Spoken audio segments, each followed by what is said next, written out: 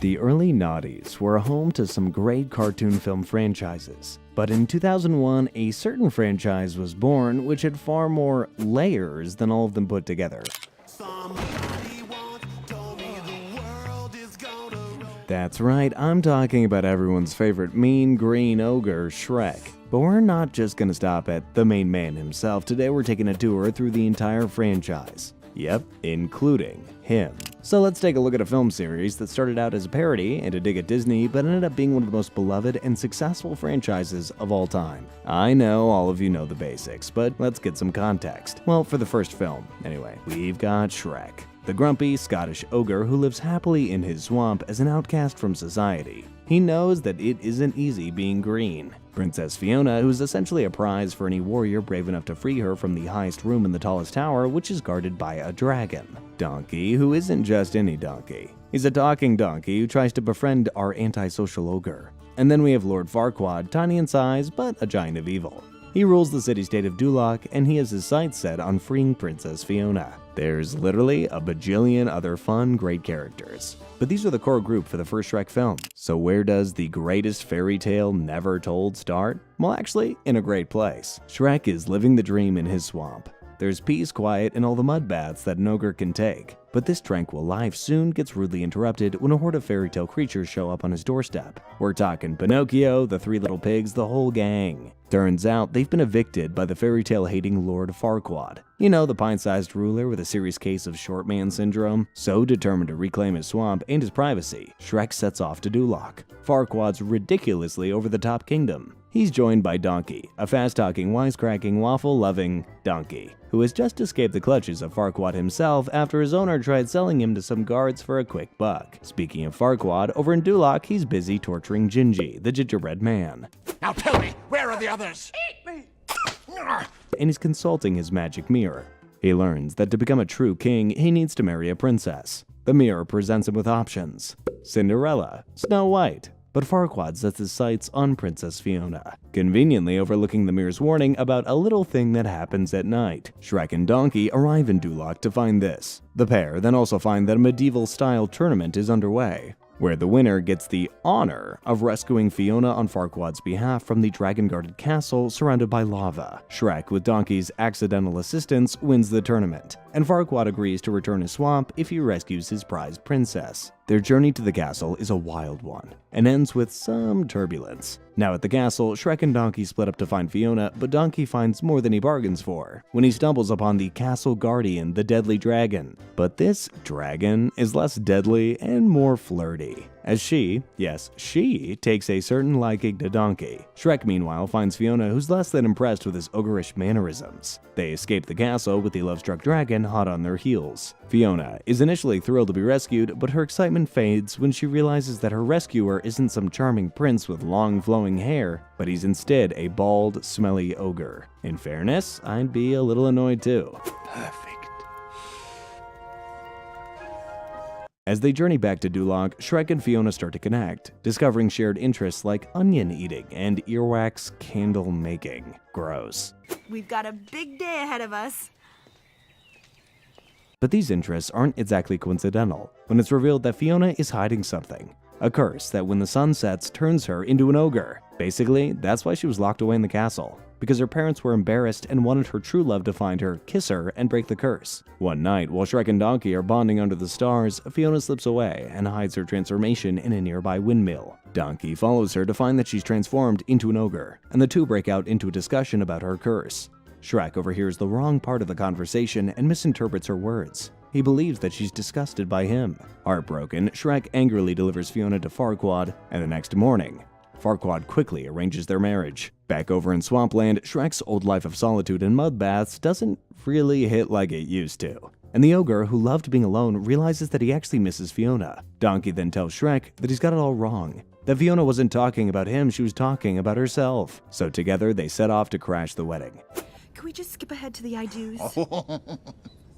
Go on. They arrive in the nick of time and stop the ceremony just before Farquaad can kiss Fiona. The sun sets and Fiona transforms into an ogre in front of everybody. But before Farquaad can kill Shrek and imprison Fiona, Dragon bursts in and gobbles him up. Wow. Quite an abrupt end for the big bad guy. I love it. Shrek confesses his love for Fiona, and they break the curse. But as her true love is an ogre, Fiona remains one, proving that true love sees beyond looks. They get married and live happily ever after. Well, until Shrek 2.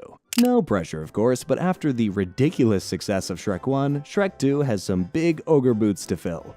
The film starts with a fairy tale being told about Fiona's life and her curse, and explains that her mother and father sought the help of a magical fairy godmother who locked her away in a tower, there to await the kiss. Sorry, he'll do it better than me. There to await the kiss of the handsome Prince Charming. But when the handsome prince arrived at the castle, he was in for a shock, as there was a bit more hair on Fiona's chinny chin chin than he'd bargained for. Shrek and Fiona, meanwhile, arrive back from their swampy honeymoon, but their happily ever after is soon interrupted by a royal invitation. Fiona's parents, the king and queen of Far, Far Away, want to celebrate their marriage with a grand ball. Man, is it just me, or is it hard to remember Fiona is like a princess sometimes? Maybe I'm just shallow, but she's not very royal, is she? Anyway, Shrek, understandably nervous about how his ogreness will go down with the in-laws, reluctantly agrees to go. But if he thought a meeting with the in-laws was bad, well, a certain motor-mouth mule is about to make things 10 times worse. Donkey had a big fiery argument with Dragon and ended up getting the boot from their home. So he turns to Shrek in his hour of need, wanting to just crash on the sofa for a few nights until he's out of the donkey house? Dragon house? Yeah, you get the idea. But upon hearing Shrek's in-laws' news, he decides he'll tag along to Far, Far Away to meet his extended fam, which goes down just as you'd expect. After a quick tour of the funky town, which is far, far away, the trio finally get into the swing of things and meet Fiona's mom and dad. Her dad, King Harold, is horrified to discover his daughter is married an ogre, and their first dinner descends into a shouting match between him and Shrek, although it does have maybe my favorite moment in the entire series. Great soup, Mrs. Q. Embarrassed by her father and Shrek's behavior, Fiona retreats to her room. Shrek, meanwhile, stumbles upon Fiona's childhood diary and discovers her old crush on Prince Charming. Remember him from earlier? Well, unbeknownst to Shrek, Harold is being pressured by Prince Charming and the fairy godmother to get rid of him. I guess Prince Charming's not happy a smelly Scottish ogre has taken his princess bride-to-be. Under the guise of a hunting trip, Harold has set an ambush for Shrek and Donkey as he's hired the deadly assassin. And really, not just any deadly assassin, the deadly assassin. Shrek and Donkey manage to turn the tables and turn Puss to the side of good, where he tells the duo of Fairy Godmother's Potion Factory where they can swipe a happily ever after potion. A potion that would turn Shrek human. Fiona's father paid you to do this? The Rich King? See. The unlikely trio infiltrate the factory, and Shrek and Donkey drink the potion and wake up transformed. Shrek is now a dashing human and Donkey a noble steed. Back at the castle, Fiona has also been changed back to her human form by the potion's lingering magic. But the fairy godmother, ever the schemer, sends Charming to woo Fiona. Shrek? Aye, Fiona, it is me. Shrek, convinced that he's doing the noble thing, leaves the castle, believing Fiona will be happier with a handsome prince. Meanwhile, Fiona sees right through Charming's act. Harold tries to set things right, but the fairy godmother's determined to force her plan. Shrek, Donkey, and Puss overhear her threats and end up getting captured, thrown into the dungeon while Fiona faces Charming at the ball. Luckily, Shrek's fairy tale friends stage a daring rescue, storming the castle with a giant gingerbread man, all while the 80s classic Holding Out for a Hero is being sung, one giant magnificent Shrekky set piece. Now, obviously, we can't play the song because of copyright, but this sequence of the film is why I think Shrek 2 is better than the first film. Shrek races to stop Charming from kissing Fiona, but he's too late. However, Fiona isn't falling for Charming's tricks. She delivers a powerful headbutt, showing that she's no damsel in distress. Harold confesses he didn't give Fiona a love potion, and the fairy godmother, enraged, attacks Shrek. In a moment of self-sacrifice, Harold jumps in front of Shrek, causing the fairy godmother's spell to rebound and transform him into a frog. Turns out, he used the potion years ago to marry Lillian. As the potion wears off, Shrek and Fiona become ogres again. Donkey returns to his donkey self, and Harold embraces his froggy fate.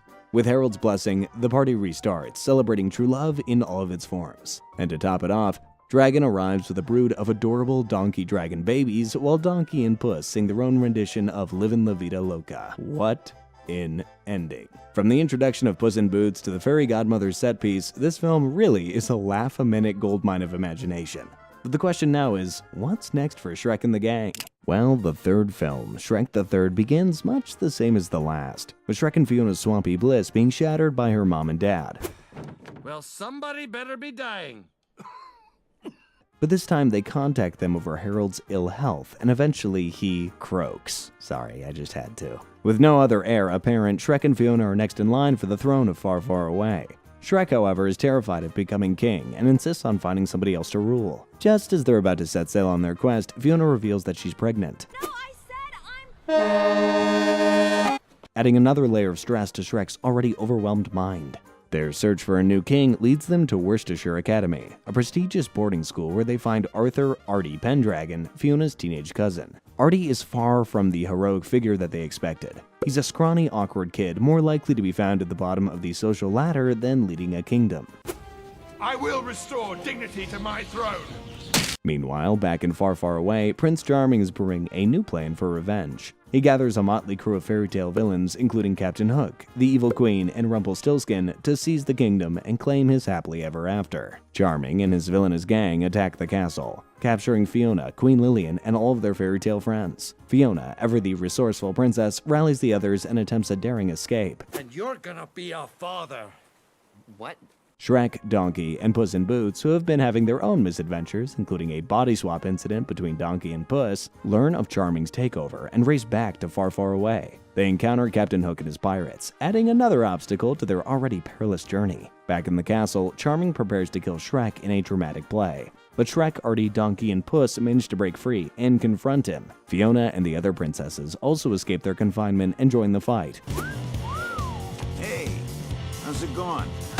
leading to a chaotic showdown between heroes and villains. Just as the villains seem to have the upper hand, Artie steps forward and delivers a rousing speech, inspiring them to change their ways and embrace their own potential for good. Charming, enraged by this turn of events, lunges at Artie, but Shrek shields him, seemingly taking the fatal blow. However, Charming misses, and Dragon finishes him off by toppling a tower on top of him. That makes two big baddies dropped by Dragon. She's on a roll. With Charming defeated and the villains reformed, Artie finally accepts his destiny and becomes the new king of Far, Far Away. Shrek and Fiona return to their swamp, where they welcome their newborn ogre triplets and adjust to the joys and challenges of parenthood, surrounded by their friends and family. 2007 was quite a year for the Shrek franchise, as after the release of the much-anticipated third Shrek film, they released a small TV Christmas special called Shrek the Halls, which is just such a good name, by the way. The story starts with Donkey's Christmas cheer driving Shrek absolutely crazy, as an ogre just doesn't get the whole holiday thing. But when he realizes how much Fiona and the kids are looking forward to Christmas, he decides to give it a try. The problem is, he has no idea where to start. Shrek heads to a bookstore and grabs a copy of Christmas for Village Idiots, a how-to guide for clueless ogres. He follows the instructions, but everything seems to go wrong. Donkey and the gang show up and wreak absolute havoc, I will assume the position. ruining Shrek's attempts at creating a festive atmosphere. They won't let him read a Christmas story. They mess with his decorations, and they even ruin his carefully prepared Christmas dinner. Shrek, overwhelmed and frustrated, loses his temper and kicks everybody out. Fiona, upset, leaves with the kids. Shrek, realizing he messed up, apologizes to Donkey and the others, and they finally understand why he's been so grumpy. He's never experienced Christmas before and doesn't know what it's all about. Donkey and the gang comfort Shrek, Okay, I guess I deserve that. and they all gather around to listen as Shrek reads a heartwarming story about Ogre Claus, bringing joy and cheer to everybody. Just then, they spot Santa flying across the sky, but their festive moment is interrupted when Gingy freaks out, terrified of Santa because he believes Santa ate his girlfriend Susie. It's a chaotic but heartwarming Christmas Eve in the swamp, and Shrek finally learns the true meaning of the holiday. And now it's time for the fourth, and so far, final Shrek film, Shrek Forever After. It all starts with a fairy tale flashback. King Harold and Queen Lillian, desperate to save Fiona from her tower prison, make a deal with the mischievous Rumpelstiltskin. But just as they're about to sign away their kingdom, a messenger arrives with news that Shrek has already rescued Fiona. Rumpelstiltskin is furious, and he vows revenge. Shrek and Fiona are living the seemingly perfect life in their swamp with their 3 adorable ogre babies. But beneath the surface, Shrek's feeling a little restless. He's tired of the same old routine, the endless diaper changes, and the villagers treating him like a celebrity instead of an ogre. He misses the days when he was feared, not adored. During their kid's first birthday party, Shrek's frustration boils over, As long as you're not doing anything, how about one of those famous Shrek roars? Do the roar. and he has a bit of a meltdown. He storms off, feeling misunderstood and longing for the simpler days. Rumpelstiltskin, sensing an opportunity, swoops in and offers Shrek a tempting deal. one day as a real ogre in exchange for a day from his childhood. Shrek, without reading the fine print, classic Shrek, signs the contract and finds himself in an alternate reality where ogres are feared and hunted, and he never rescued Fiona. He enjoys scaring villagers and causing mischief, but soon realizes this reality is far from ideal. Fiona is a fierce warrior leading an ogre resistance against Rumpelstiltskin, who is now the king of Far, Far Away. And worst of all, Shrek is slowly fading from existence. With the help of Donkey, who doesn't recognize him in this reality, Shrek discovers the only way to break the contract is with true love's kiss. He sets out to win Fiona's heart all over again, but it's not easy. This Fiona is tough, cynical, and doesn't believe in love after years of fighting for survival. Meanwhile, Puss in Boots has really let himself go. He's become a pampered house cat, complete with a ridiculous belly. But when he sees the spark between Shrek and Fiona, he knows he has to help. That's quite a friend you got there. I can see why you haven't eaten him. Shrek and Fiona join the ogre resistance and plan an ambush on Rumpelstiltskin, but things go awry. The Pied Piper, hired by Rumpelstiltskin, captures the ogres with his enchanting music, forcing them to dance uncontrollably. Shrek tries to get Fiona to kiss him, but it doesn't work. She doesn't love him in this reality. Desperate, Shrek turns himself into Rumpelstiltskin, offering himself in exchange for the freedom of the other ogres. He and Fiona are chained together, and Shrek pours his heart out, telling her about their life and children in the real world. Donkey, Puss, and the ogres launch a rescue mission, and chaos ensues. Dragon, who's now Donkey's ex, almost eats him. But Puss saves him. Shrek and Fiona work together to defeat Dragon, and the ogres finally corner Rumpelstiltskin. Just when they think they've won, Shrek starts to disappear.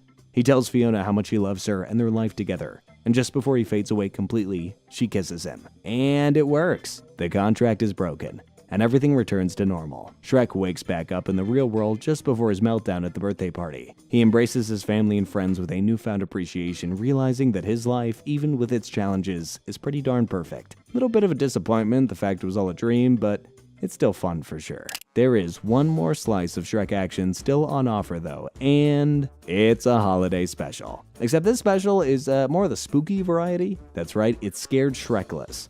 Shrek's done Christmas, now it's time for some Halloween action. Although the name isn't quite as good, you can't have everything, I guess. The story starts with spooky season well underway in the swamp, and Shrek is in his element. He loves scaring trick-or-treaters with his family, and this year, his little ogre triplets are getting in on the action for the first time. Back at the swamp, Donkey, Puss in Boots, and the rest of the fairy tale gang try to scare Shrek, but he's not easily spooked. So Shrek challenges them to a scary story contest in Lord Farquaad's abandoned castle. The last one to get scared Shrekless wins the coveted title of King of Halloween. Gingy kicks things off with a spooky tale of gingerbread zombies. But his story takes a dark turn when he claims the gingerbread zombies actually ate him. Maybe I'm not pretty enough.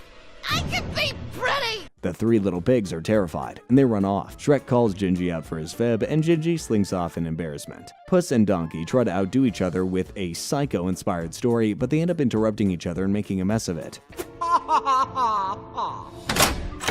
Puss claims a giant waffle monster ate Donkey, but Donkey pops out of the waffle's mouth and unleashes Puss's worst fear, a spray bottle. Finally, it's Shrek's turn. He tells a chilling tale about babysitting a possessed Pinocchio, complete with levitating furniture and creepy voices. Turns out that Pinocchio is being controlled by none other than Jiminy Cricket, who gets squashed in the end. Pinocchio freaks out and runs off when Shrek shows him a real cricket. With only Shrek and Donkey left, Shrek decides to wait for Lord Farquaad's ghosts. Suddenly, spooky things actually start happening. Donkey's convinced that it's a prank, but Shrek insists that he's not doing it. Then, a knight in shining armor appears, scaring Donkey out of the castle. Turns out that Fiona and the triplets were behind these spooky shenanigans. It's a spooky, silly, and heartwarming Halloween celebration in the swamp. And that's where the Mean Green Ogre Machine story comes to a close. For now, anyway. But don't worry, franchise isn't over yet. It's time for our favorite ferocious feline to step into the limelight. That's right, it's Puss in Boots. The actual events of the first Puss in Boots movie is set before the masked marauder met Shrek and the gang. Heck, he isn't even a fully fledged assassin yet. So with that in mind, the movie kicks off with Puss in Boots making a daring escape from a cage, leaving behind a smitten female feline. He struts into a town where he gains the respect of some tough-looking thugs and learns about two notorious outlaws, Jack and Jill. They possess some magic beans. These beans hold the power to grow a beanstalk that leads to a castle filled with golden eggs. Show him the golden eggs. No! Puss tries to steal the beans, but another masked cat interrupts him. They have a dance-off turned sword fight, and Puss is surprised to discover that his rival is actually a female cat named Kitty Softpaws. She's working with Humpty Dumpty. Puss's estranged childhood friend who proposes they team up to steal the beans and get the golden eggs. Puss initially refuses, still bitter about a past betrayal. He recounts their childhood at an orphanage, where they were like brothers, getting into trouble together. Humpty and Puss, brothers forever. But after Puss become a hero for saving an old woman, Humpty tricks him into a bank robbery, and Puss is forced to flee, leaving Humpty to be arrested. Humpty begs for a second chance, and Puss reluctantly agrees to help, but only to save the town and his adoptive mother. The trio sets off to find Jack and Jill, eventually tracking them down in a desert canyon. Kitty and Puss infiltrate the outlaws' wagon, but their mission is complicated by Kitty's secret. She has no claws. They manage to grab the beans, but a chaotic chase ensues and Puss nearly falls to his doom. Humpty comes to the rescue and they escape with the beans. After planting the beans, a giant beanstalk erupts from the ground, carrying them up into the clouds. They reach a castle in the sky, home to a terrifying beast that turns anyone who looks at it to stone. They navigate the treacherous castle, grab the golden goose, which lays the golden eggs, and make a daring escape. Can you imagine laying one of these? Ouch. Back on the ground, they celebrate their success, but Humpty reveals his true motive: revenge. He betrays Puss and hands him over to the authorities. Puss is heartbroken to realize Kitty was also part of the deception. In jail, Puss learns that the beast is actually the mother goose, and she'll destroy the town to get her baby back. He escapes, with Kitty's help, and confronts Humpty, convincing him to help him save the town. They lure the mother goose to a bridge, which collapses under her weight. Puss makes a heroic sacrifice, letting go of Humpty to save the baby goose. Humpty is transformed into a golden egg, and the mother goose takes him back to the castle. Puss and Kitty escape the authorities, and Kitty hints that their adventure isn't over. The film ends with Humpty, back in his egg form, riding the goose in the clouds, and Puss and Kitty sharing a passionate kiss. And that brings us on to the last film in the whole franchise. Oh god, he's here. In all seriousness though, Puss in Boots' Last Wish really did come completely out of left field, but with a colorful cast of vile villains, a brand new art style, and a big bad that is both literally a big bad wolf, but also death. This film was a roaring critical success, and relit the fire in the fandom who now want more from this franchise. So, without further ado, let's see how Puss spends his last wish. Oh, and just for some quick context, the events of this film take place sometime after Shrek Forever After. The film begins with Puss living the high life, partying in a governor's mansion when a giant crashes the festivities. He managed to subdue the behemoth, but he gets crushed by a bell in the process. When he wakes up, he receives some shocking news from the doctor. He's used up 8 of his 9 lives. He's died 8 times already, from bullfights gone wrong to exploding cannons. Now, with only 1 life left, Puss is facing his own mortality. He tries to brush it off, but after a close call with a mysterious black hooded wolf in a duel, you know who he is, pick it up. He reluctantly decides to hang up his boots and become a house cat. He ends up at Mama Luna's, a cozy home for cats where he tries to embrace the quiet life. But adventure calls once again when he learns about the Wishing Star, a magical entity that can grant wishes. The map to the star is being delivered to Big Jack Horner, a greedy collector of magical artifacts. Puss, seeing a chance to restore his lost lives, teams up with Kitty Softpaws, his former flame and partner in crime, to steal the map. They're joined by Peritto, a friendly dog disguised as a cat, and together they embark on a quest to find the Wishing Star. The map leads them to the Dark Forest, a magical realm that shifts and changes depending on who holds the map. Puss and Kitty face a series of challenges, including a terrifying encounter with Death himself, the black-hooded wolf, who's determined to claim Puss's last life. Puss, for once, is genuinely scared. He runs from death, disappointing Kitty, who's wanted him to face his fears all of his life. Puss finally confesses that he left Kitty at the altar years ago, a decision he deeply regrets. Kitty overhears and reveals she never made it to the altar either, feeling unworthy of Puss's love. They manage to reconcile and continue their quest. They reach the Wishing Star, but Puss's desire to wish for more lives clashes with Kitty's morals, and then Goldilocks and the 3 bears, also seeking the star, interrupt them, and a chaotic fight breaks out. Puss manages to get the best of the bears, but another fight is quickly upon them when Death appears. What's the matter? Lives flashing before your eyes? But this time, he stands his ground. Death, impressed by his newfound courage, spares him, but warns that they will meet again. Puss, realizing the error of his ways, gives the map to Kitty, but she doesn't need it. They confess their love for each other, and just when they think that it's over, Jack Horner returns.